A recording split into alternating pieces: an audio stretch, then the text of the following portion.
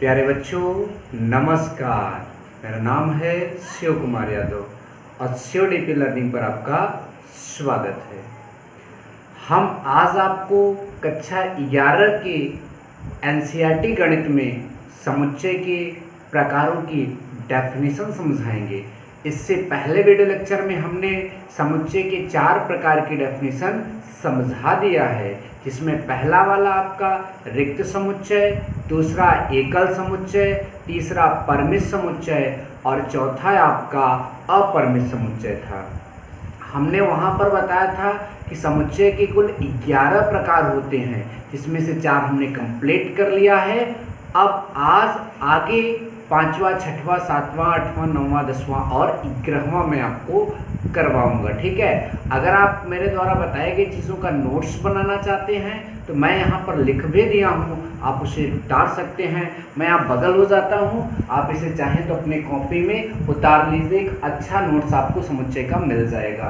देखिए यहाँ पर आपको ज़्यादा प्रकाश पड़ रहा होगा तो यहाँ मैंने कुछ लिखा नहीं है, ये बात आप ध्यान दीजिएगा। ठीक है, तो चलिए अब आप वीडियो को रोक कर अगर उतार लिए हूँ तो मैं अब सारी चीज़ों को समझाऊँ। ठीक है, चलिए यहाँ पर 5वें समुच्चय को पढ़ने से पहले हमें एक और अलग से परिभाषा पढ़नी है, जो कि समुच्चय के प्रकार नहीं है, वो एक परिभाषा है, उसको हमें समझना है। ठीक है, तो क्या लिखा है? परिमित समुच्चय की कार्डिनल संख्या, cardinal number of finite set. परिमित समुच्चय की कार्डिनल संख्या अर्थात cardinal number of finite set क्या होता है? परिभाषा देखते हैं। किसी परिमित समुच्चय A में अवयवों की संख्या को, क्या लिखा बच्चों? किसी परिमित समुच्चय A में अवयवों की संख्या को A की कार्डिनल संख्या कहते हैं। मतलब किसी भी परिमित समुच्चय A जैसे दिया है तो उसमें जितने अवयव हैं उन अवयवों की संख्या को ही समुच्चय A की कार्डिनल संख्या कहते हैं। मान लीजिए समुच्चय A बराबर लिखा है ABC, तो कितने अवयव हैं? इसमें 3 अवयव हैं, तो समुच्चय A की कार्डिनल संख्या कितनी होगी? 3 होगी। ये बात याद रखिएगा, जितने अवयव समुच्चय में होंगे उतने अवयवों की संख्या ही उस समुच्चय की कार्डिनल संख्या बोली जाती है। एक बार फिर से परिभाषा पढ़कर सुना दे रहा हूं, फिर मैं आगे चलूंगा। ठीक, लिखा है किसी परिमित समुच्चय A में अवयवों की संख्या को A की कार्डिनल संख्या कहते हैं। इसे यने से प्रदर्शित करते हैं, मतलब कार्डिनल नंबर को यने से प्रदर्शित किया जाता है। आपके जानकारी के लिए मैं एक बात और आपको बता दूं कि कार्डिनल नंबर जो है, कार्डिनल संख्या जो है, इसे हिंदी में समुच्चय की कोटि और अंग्रेजी में सेट का ऑर्डर भी कहते हैं। कभी ऑर्डर या कोटि जैसी बात अगर आपके सामने आती है तो आप समझ लेना कि समुच्चय के कार्डिनल संख्या की चर्चा चल रही है। कार्डिनल संख्या क्या होती है आपने अभी समझा। चलिए अब हम समुच्चय का 5वां प्रकार देखते हैं। 5वां प्रकार हमारे पास सामने क्या दिख रहा है? समान समुच्चय, अंग्रेजी में इक्वल सेट्स। ठीक, समान समुच्चय अंग्रेजी में इक्वल सेट्स। क्या परिभाषा है? 2 समुच्चय A एवं B समान समुच्चय कहलाते हैं। 2 समुच्चय A एवं B समान समुच्चय कहलाते हैं यदि A का प्रत्येक अवयव B में तथा B का प्रत्येक अवयव A में है। देखिए कोई भी 2 समुच्चय समान समुच्चय कहलाएंगे कब? यदि A वाला समुच्चय का पूरा अवयव B में और B वाले समुच्चय का पूरा अवयव A में, तो दोनों समुच्चय समान समुच्चय कहलाएंगे। आई होप कि आपको समझ में आ रहा है। मैं एक बार फिर से पढ़कर सुना दे रहा हूं। 2 समुच्चय A एवं B समान समुच्चय कहलाते हैं। ध्यान से सुनना बच्चों। 2 समुच्चय A एवं B समान समुच्चय कहलाते हैं यदि A का प्रत्येक अवयव B में तथा B का प्रत्येक अवयव A में है। ध्यान दीजिए एक बार फिर से। दो समुच्चय ए एवं बी समान समुच्चय कहलाते हैं यदि ए का प्रत्येक अवयव बी में और बी का प्रत्येक अवयव ए में है। आई होप कि आपको बात समझ में आ गई। फिर मैंने यहां लिखा यदि समुच्चय ए और बी समान नहीं है, अगर आपके सामने दो समुच्चय हैं और अगर वो समान नहीं है तो उन्हें आप लिखिएगा A is not equal B, A is not equal B. अगर समान रहेगा तो ये वाला हटा देना, ए इज इक्वल बी। ठीक है, ध्यान दीजिएगा। आई होप कि आपको समान समुच्चय की परिभाषा समझ में आ चुकी है। चलिए मैं अब आपको तुल्य समुच्चय की परिभाषा बता रहा हूं। तुल्य समुच्चय इक्विवेलेंट सेट्स। अब इक्विवेलेंट सेट्स क्या होते हैं, बड़े ध्यान से और बात को समझने की कोशिश करना।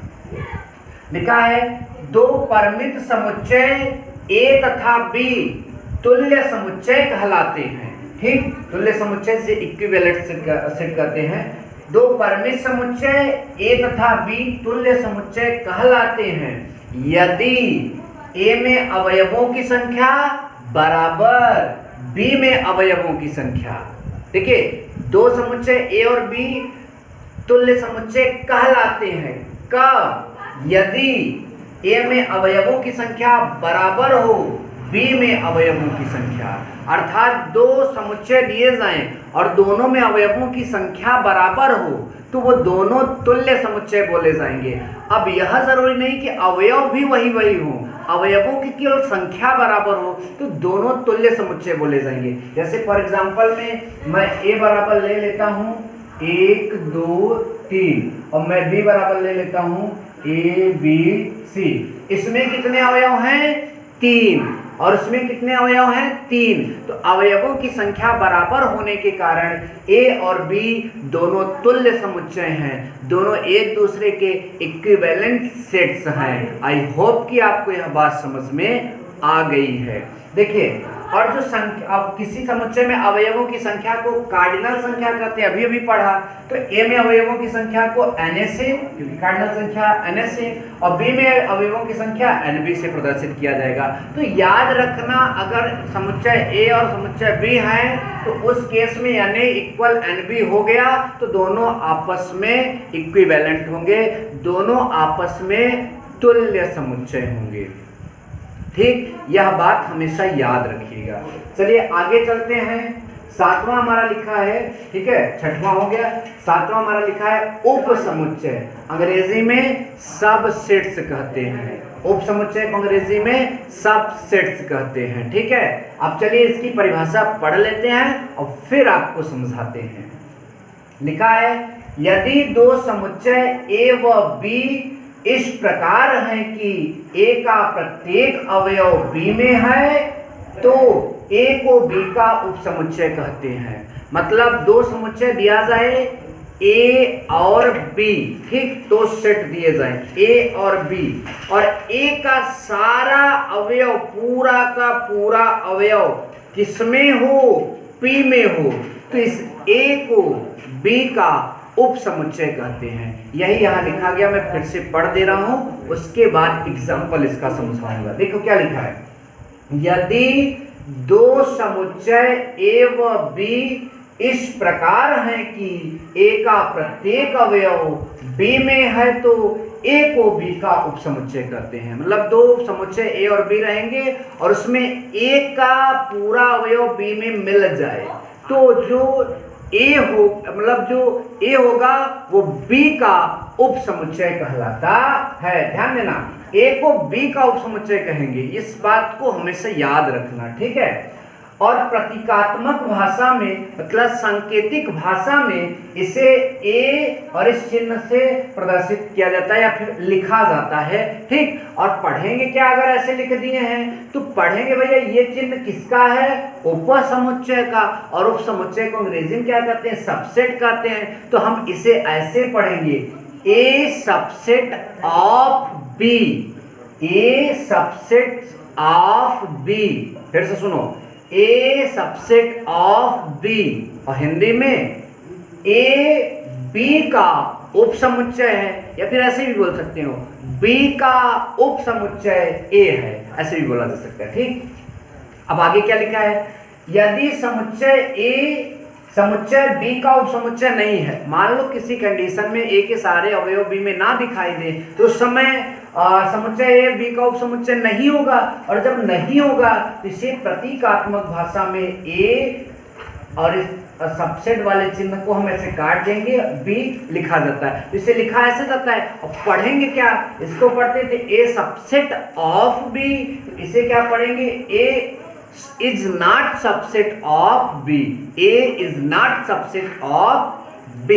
तो इस तरह से इतनी डेफिनेशन मैंने अभी आपको समझा दिया है। एक बार पुनः इसका रिवीजन करा देते हैं, फिर आगे 8वां 9वां 10वां और 11वां आपके सामने लेकर आते हैं। जल्दी से हमने आपको सबसे पहले परमित समुच्चय की कार्डिनल संख्या समझाई। क्या है, किसी परमित समुच्चय ए में अवयवों की संख्या को ए की कार्डिनल संख्या कहते हैं, इसे Na से प्रदर्शित करते हैं। ठीक, समान समुच्चय, दो समुच्चय ए और बी समान समुच्चय कहलाते हैं यदि ए का प्रत्येक अवयव बी में तथा बी का प्रत्येक अवयव ए में है। अब इसके बाद यदि समुच्चय ए और बी समान ना हो तो A is not equal to B. ठीक, अब तुल्य में देखिए, उसमें पूरा दोनों में अवयव मतलब वही हो, ठीक है, तो समान होगा। और तुल्य में क्या हो कि दोनों मतलब कि समुच्चयों में अवयवों की संख्या बराबर हो, समान हो तो भी कोई दिक्कत नहीं है और समान ना हो तो भी कोई दिक्कत नहीं, बस उसकी संख्या का हो क्या हो, बराबर हो। यह बात आप ध्यान दीजिएगा।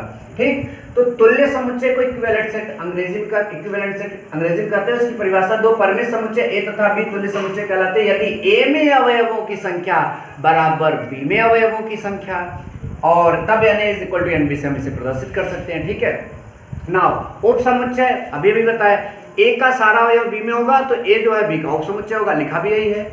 यदि दो समुच्चय ए व बी इस प्रकार हैं कि ए का प्रत्येक अवयव बी में है और ए का प्रत्येक अवयव बी में है तो ए को बी का उपसमुच्चय कहते हैं। प्रतीकात्मक भाषा में इसे ए सबसेट ऑफ बी लिखा जाता है, और यदि ए बी का उपसमुच्चय नहीं है तो इसे प्रतीकात्मक भाषा में A is not subset of B लिखा जाता है। अब इसके आगे के 4 डेफिनेशन में आपको बता रहा हूं।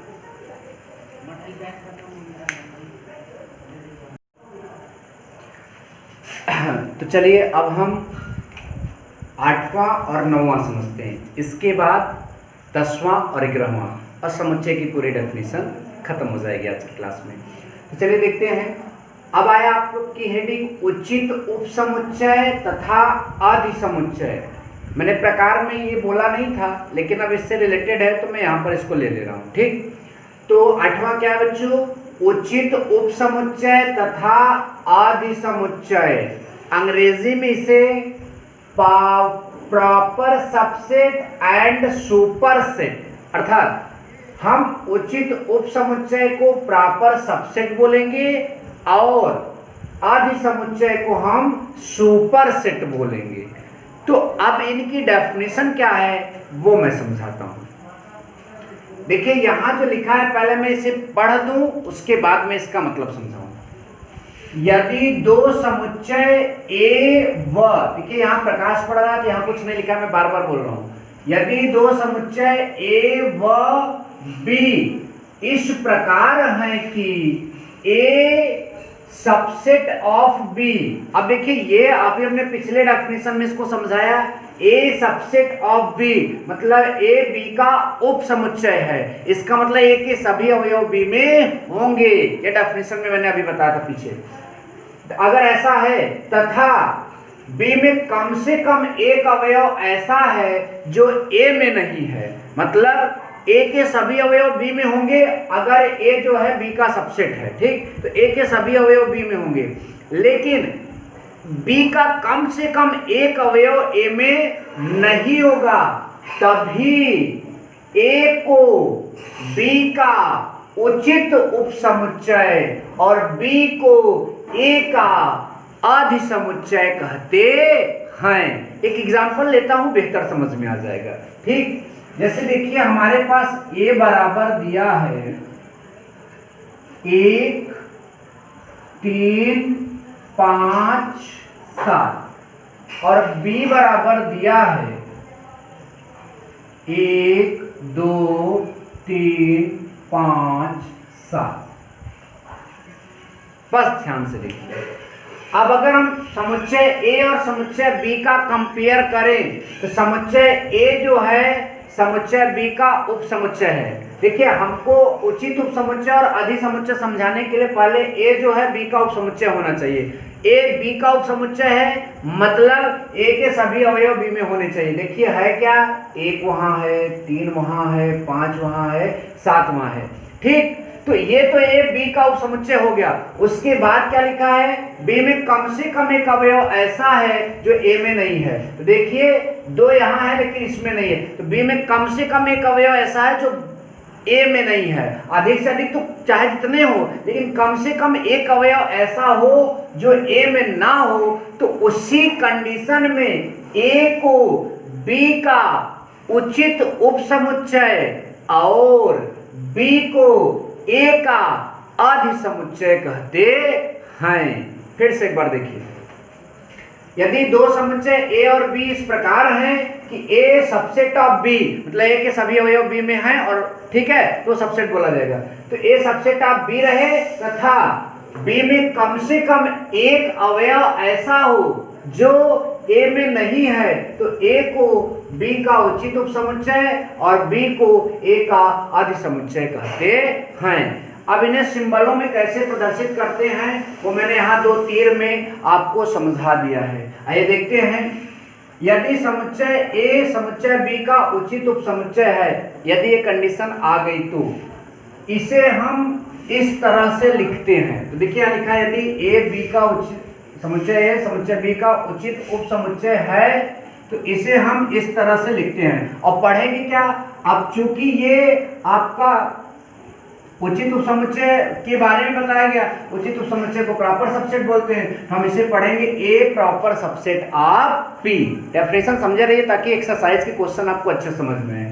ए प्रॉपर सबसेट ऑफ बी। और नीचे क्या लिखा है, यदि समुच्चय बी समुच्चय ए का अधिसमुच्चय है तो इसे हम B superset of A, B superset of A, B superset of A मतलब लिखा जाता है, मतलब पढ़ेंगे इस तरह से और लिखा इस तरह से जाता है। ठीक, चलिए अब एक और है, समुच्चयों का समुच्चय सेट ऑफ सेट्स, समुच्चयों का समुच्चय सेट ऑफ सेट्स। ठीक, क्या डेफिनेशन है, यदि किसी समुच्चय, ठीक, यदि किसी समुच्चय के प्रत्येक अवयव स्वयं एक समुच्चय हो तो समुच्चय को समुच्चयों का समुच्चय कहते हैं। मतलब कोई समुच्चय आपका दिया है और उसका हर एक अवयव खुद एक समुच्चय हो तो ऐसे समुच्चय को समुच्चयों का समुच्चय कहते हैं। देखिए एग्जांपल में a बराबर हमको यहाँ से एक समुच्चय दिया गया है और a बराबर ये इसका पहला अवयव, ये इसका दूसरा अवयव और ये इसका तीसरा अवयव। ये जो पहला अवयव है वो खुद एक समुच्चय है, ये जो दूसरा अवयव है वो भी खुद एक समुच्चय है और ये तीसरा अवयव है यह भी खुद एक समुच्चय है। तो अगर ऐसा होगा तो मैं यहाँ पर लिख दिया हूँ कि समुच्चय ए समुच्चयों का समुच्चय है क्योंकि इसके प्रत्येक अवयव स्वयं एक समुच्चय हैं। आई होप कि आपको यह दोनों डेफिनेशन भी समझ में आ गई हैं। अब इसके बाद मैं 2 और डेफिनेशन लेकर आ रहा हूँ जिसमें अगला आपका होगा घात समुच्चय और लास्ट में आपका होगा समष्टीय समुच्चय।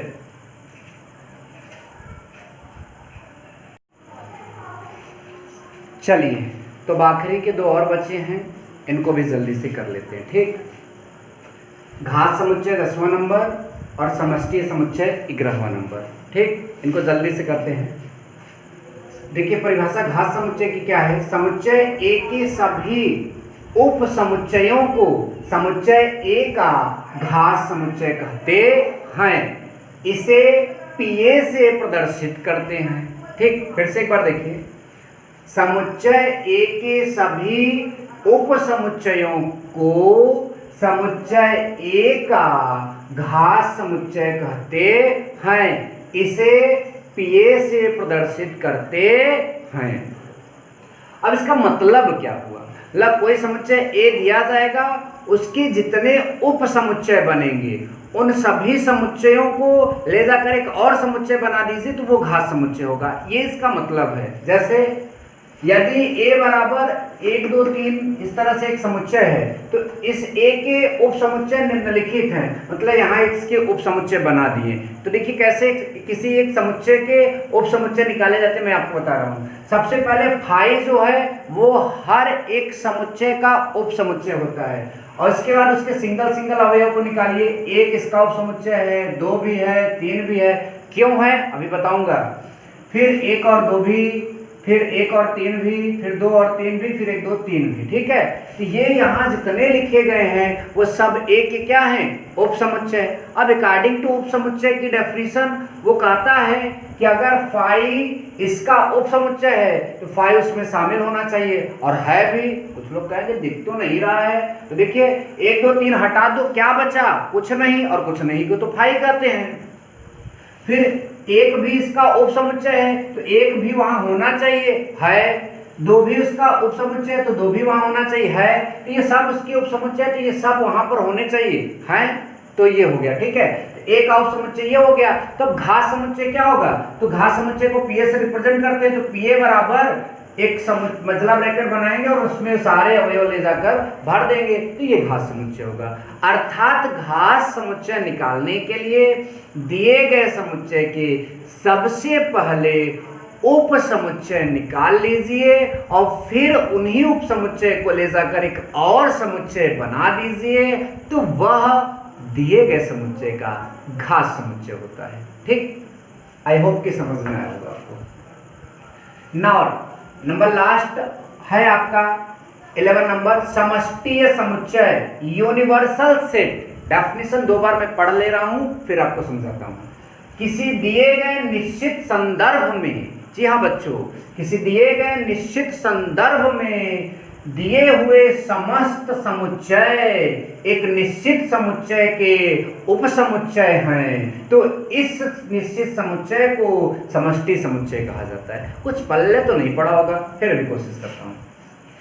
किसी दिए गए निश्चित संदर्भ में, मतलब कोई टॉपिक दिया गया है, उस निश्चित टॉपिक में दिए हुए समस्त समुच्चय, जितने भी समुच्चय आपको दिए गए हैं, ठीक है, समस्त समुच्चय एक निश्चित समुच्चय के उप समुच्चय होते हैं, तो उस निश्चित समुच्चय को हम क्या कहते हैं, समष्टि समुच्चय। जैसे अब निश्चित संदर्भ में हम कोई समुच्चय ले लेते हैं, जैसे आपका ए ई आई ओ यू, ठीक, हम ले लेते हैं यहाँ पर बी सी डी, हम ले लेते हैं यहाँ पर एम एन एल, इस तरह से ले लेते हैं। तो देखिए डेफिनेशन के अकॉर्डिंग हमने यहाँ कोई टॉपिक है, मेरा निश्चित संदर्भ है, ठीक है, उस संदर्भ में हम दिए हुए समुच्चय, ठीक है, तो ये 3 समुच्चय ले लिए, हमें दिया गया, ठीक है, ये 3 समुच्चय अगर हमको दिया गया है तो एक निश्चित समुच्चय के उप समुच्चय हैं, ये तीनों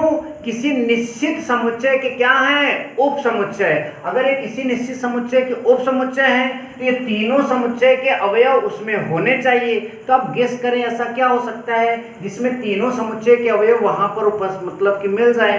तो अगर आप अंग्रेजी वर्णमाला के सभी अक्षरों का समुच्चय बनाएंगे तो ए से लेकर जेड तक आएगा, और ए से लेकर जेड तक में ये सारे अवयव समाहित हो जाएंगे, और अगर वहां पर ये अवयव समाहित हो जाएंगे इसका मतलब ये सभी उसके क्या हैं, उप समुच्चय। तो उस निश्चित समुच्चय को जो अंग्रेजी वर्णमाला का समुच्चय है उसको हम क्या बोलेंगे, समष्टीय समुच्चय, और उसे हम यू से रिप्रेजेंट करेंगे, कैपिटल यू से रिप्रेजेंट करेंगे। ठीक, कुल मिलाकर जितने दिए गए समुच्चय हैं उनके ऐसे समुच्चय, मतलब ऐसे समुच्चय को ढूंढिए जिनका ये उप समुच्चय है, तो वही समुच्चय क्या होगा, आपका यूनिवर्सल सेट होगा, अर्थात वही आपका समष्टि समुच्चय होगा।